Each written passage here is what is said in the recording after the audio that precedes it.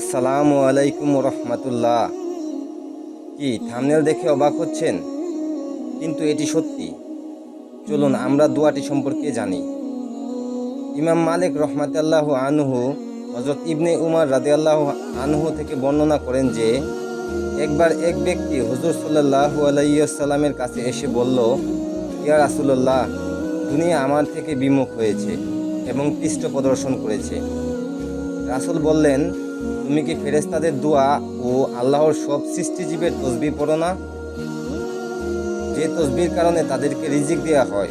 সুবহ সাদিকের সময় তুমি সেই তসবিহ 100 বার করে পড়বে, তাহলে দেখবে দুনিয়া তোমার কাছে তুচ্ছ হয়ে আসবে।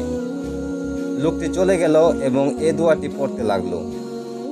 কিছুদিন পরে আবার সে ফিরে এসে বলল, ইয়া রাসূলুল্লাহ, আমার কাছে এত অধিক সম্পদ জমা হয়েছে যেগুলো হেফাজত করার মতো কোনো জায়গা আমার কাছে নেই।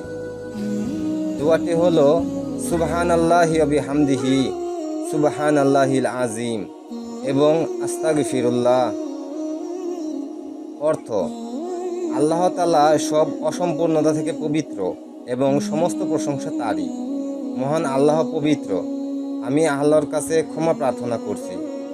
হযরত ইলিয়াস রাহমাতুল্লাহু আনহু তার সাথীদের ফজরের সুন্নত ও ফরজের মধ্যবর্তী সময়ে এই দোয়াটি পড়ার প্রতি উৎসাহিত করতেন। এটি একটি পরীক্ষিত আমল। তাই আসুন আমরা একবার চেষ্টা করে দেখি।